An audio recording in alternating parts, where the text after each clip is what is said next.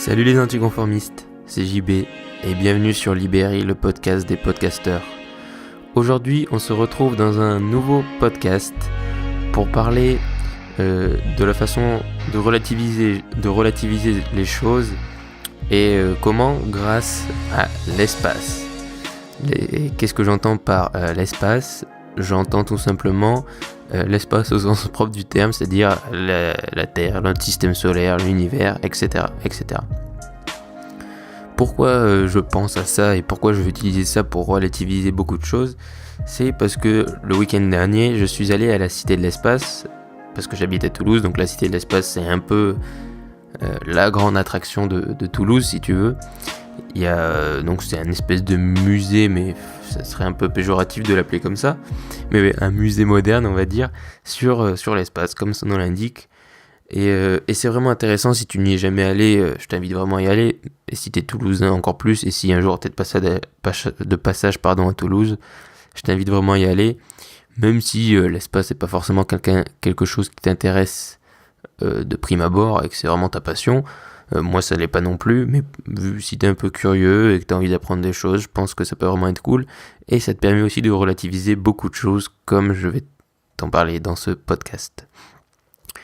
Ça te donne plusieurs choses. La Cité de l'Espace, ça va donner donc un peu l'aspect pratique sur la conquête spatiale, sur les sciences, etc., sur comment ça se passe là-haut. Et ça va aussi te permettre de voir des films en fait en IMAX ou dans un planétarium, donc dans des conditions assez uniques, sur l'espace, sur divers sujets et sur des sujets précis. Donc des fois c'est par exemple, je sais pas, sur les trous noirs, d'autres fois ça va être sur là j'en ai vu par exemple sur les aurores boréales, donc ça varie assez souvent et c'est très bien fait et c'est dans de super conditions, et c'est pas du tout des petites salles de ciné, c'est des grands écrans ou un planétarium. Du coup c'est une espèce de sphère immense au-dessus de ta tête, et donc toi t'es un peu comme allongé en dessous de cette sphère comme si tu regardais le ciel, et c'est vraiment super intéressant et super immersif. Et donc dans ces super conditions de découverte, tu vas avoir un espèce de sentiment, ou du moins moi je l'ai eu à chaque fois que j'y suis allé, parce que j'y suis allé plein de fois quand t'es un peu à Toulouse, et puis moi c'est vers là où j'habite, du coup à chaque fois c'est un peu de l'attraction. Donc tu vas quand t'es petit et tu fais des sorties scolaires à la Cité de l'Espace, puis ensuite tu amènes des gens, enfin bref, j'y suis déjà allé pas mal de fois, mais il y a eu un sentiment commun à chaque fois, c'est ce sentiment de relativiser notre taille et notre sens dans la vie on va dire, et ce qu'on représente dans l'univers, à savoir que dalle. Si tu veux, même que ce soit dans notre système solaire, la taille de la Terre est toute petite comparée au Soleil. Je veux dire, le Soleil, ça fait par exemple la taille, c'est un peu plus gros qu'une balle de basket, qu'un ballon de basket, et la Terre comparée au Soleil, ça fait la taille d'une lentille. Donc ça représente que dalle. Donc déjà dans notre système solaire, on est tout petit, même comparé à Jupiter ou à d'autres planètes. Et en plus, quand tu compares ça du coup à notre galaxie, mais on ne représente rien. Et c'est à peine si on nous voit, d'ailleurs, on ne voit même pas, quasiment pas notre soleil quand tu dézoomes. Et c'est ça qui est très impressionnant, c'est que si tu veux, dans ces films, ils dézooment en fait. Donc tu vas partir de la Terre et ensuite tu vas aller sur le système solaire, puis ta galaxie, puis ce qu'on sait à peu près de à quoi ressemble l'univers. Et c'est ultra impressionnant parce que tu te rends compte qu'on n'est rien et tu te dis waouh. En fait, on se prend la tête pour pas mal de conneries et on devrait pas se prendre la tête pour toutes ces conneries. Et c'est ça que je trouve extraordinaire, c'est que ça te remet un peu en perspective et ça t'enlève tout de suite, parce que ça te le montre, et donc ça te rend humble d'un coup et t'impose au final de dire au final t'es rien. Et j'ai une théorie, c'est que si faux, c'est complètement faux, c'est juste un jeu de mots que j'ai trouvé, hein. Mais quand on dit t'es rien, c'est dans le sens tu n'es rien, mais au final t'es rien, ça veut aussi dire les habitants de la Terre. Donc est-ce qu'il y a un lien hasard ou coïncidence entre terrien, le mot pour les habitants de la Terre, et terrien, l'abréviation pour dire que tu n'es rien? Je ne sais pas, s'il faut, c'est juste un jeu de mots que j'ai trouvé comme ça, mais voilà. Et donc dans ces futilités, si tu veux, ça te permet de te rendre compte qu'au final on se concentre sur un nombre de choses mais qui sont tellement futiles et inutiles. La plupart des choses, la moitié des choses sur lesquelles on se concentre, où on perd notre temps ou notre énergie chaque jour, ne vaut rien, n'est pas utile au final en soi. Et c'est ça que je trouve assez extraordinaire quand je vais là-bas à chaque fois, que ça te remet en perspective. Et moi, à chaque fois, je sors de la cité de l'espace en me disant, bon, bah, au final, il faut pas se prendre la tête. Et, euh, et c'est vraiment ce sentiment avec lequel tu ressors, tu te dis, bah, au final, de toute façon, il restera rien de nous. Et, euh, et même si bien sûr, il faut relativiser, parce qu'au final, on vit ici, on vit sur cette terre, donc voilà, notre vie est ici, et on peut pas toujours se remettre en perspective en fonction de l'univers, on peut pas arrêter de vivre et faire n'importe quoi, mais ça te permet de relativiser beaucoup de choses. Et c'est très intéressant d'avoir cette perspective de te dire waouh, on est vraiment que dalle quoi. On ne représente rien et la plupart des choses pour lesquelles on se soucie, ça en représente encore moins.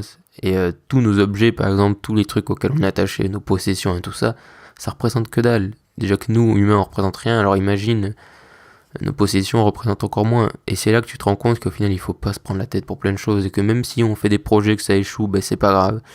Que tant qu'on kiffe et qu'on est heureux et qu'on vit notre petite vie et qu'après on fait ce qui compte vraiment pour nous, c'est le seul truc qui compte, puisqu'à la fin, même ça restera pas. Et même si ça reste, regarde, même si ça reste 1000 ans, 2000 ans ou jusqu'à la fin de la Terre, on va dire, eh ben il restera rien de nous à la fin et on sera que poussière, etc. Peut-être qu'on a des âmes, etc. Mais après, ça c'est d'autres théories. Mais si tu veux, on représente tellement rien physiquement déjà que ça sert à rien de se prendre la tête pour la plupart des choses sur lesquelles on se concentre au jour le jour. Et c'est ça que j'adore en allant là-bas à chaque fois, c'est ça te remet ça en perspective et qu'au final il y a tellement de choses et que tout est tellement hostile et tout est tellement fragile. Je veux dire, la Terre c'est une espèce de paradis de vie où on a plein de choses, où on a des maisons, où on a à manger, où on a de l'eau, où on peut respirer, etc. Mais tout en dehors est fait pour nous tuer, ou du moins pas forcément fait pour nous tuer, mais peut nous tuer et va nous tuer si on fait pas quelque chose. Et moi je veux pas rentrer, je fais pas des podcasts écolo et tout ça, mais je pense vraiment que c'est quelque chose qu'il faut prendre en considération. Et quand tu vois ça, tu te dis ok, on est vraiment rien. Et si déjà nous on veut survivre, que nos enfants aient une belle vie sur cette terre, eh ben faisons en sorte que ce soit cool et qu'on puisse continuer d'y respirer, continuer de bien y manger, d'y vivre. Parce qu'honnêtement, ça va être compliqué d'aller ailleurs. Et même si j'adore Elon Musk, etc., que je trouve c'est super de vouloir aller coloniser Mars, mais ce sera jamais la Terre. Parce que sur Mars, à moins de pouvoir changer complètement la météo, tu ne pourras jamais sortir en maillot de bain sur Mars. Donc même si tu pourras survivre, au final ce sera des gens qui sont des survivants et pas des gens qui vivront là-bas. Ce sont des gens qui devront constamment faire attention à ce que tout soit en fonctionnement, parce qu'ils peuvent pas sortir, parce que s'il y a, je sais pas, une explosion, et ben tout explose et du coup il y a plus d'air et tu meurs. Donc ça fait plein de choses comme ça qui sont ultra importantes et qu'il ne faut pas négliger. Dans le sens où on n'est rien, où tout est fragile, donc autant ne pas nous prendre la tête et conserver un peu ce qu'on a maintenant en termes de niveau de vie et chercher de nouvelles choses et de continuer à apprendre. Ça veut pas dire qu'il faut plus rien faire et se dire ah bah au final on représente rien donc je vais rien faire de ma journée. Il faut vivre notre vie parce que c'est actuellement, jusqu'à preuve du contraire, c'est la seule qu'on a. Donc il faut vivre notre vie, la vivre pleinement, et c'est pour ça qu'il faut juste faire ce qu'on aime, et pas se préoccuper de tous les trucs quand on a peur, ou qu'on se dit non mais je peux pas faire ça, on s'en fout au final de ce que tu peux ou peux pas faire. Si t'as envie de faire quelque chose, fais-le. Et c'est pour ça que je trouve ça super important.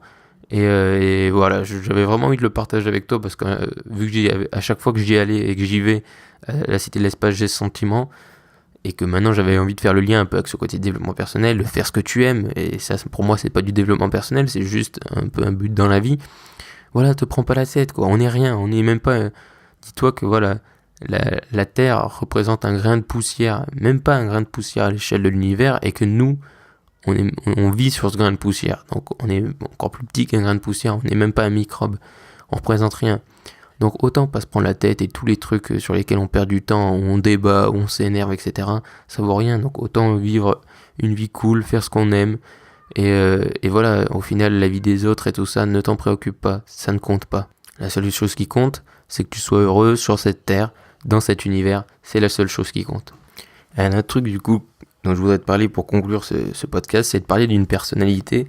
T'en as sûrement entendu parler parce qu'il a un peu fait le tour des médias avant d'aller dans l'espace, pendant qu'il était dans l'espace et quand il est revenu, c'est Thomas Pesquet, donc l'astronaute français, le jeune astronaute français, qui est allé dans l'espace, donc dans la station spatiale internationale pendant 6 mois, et donc il a fait des expériences, etc.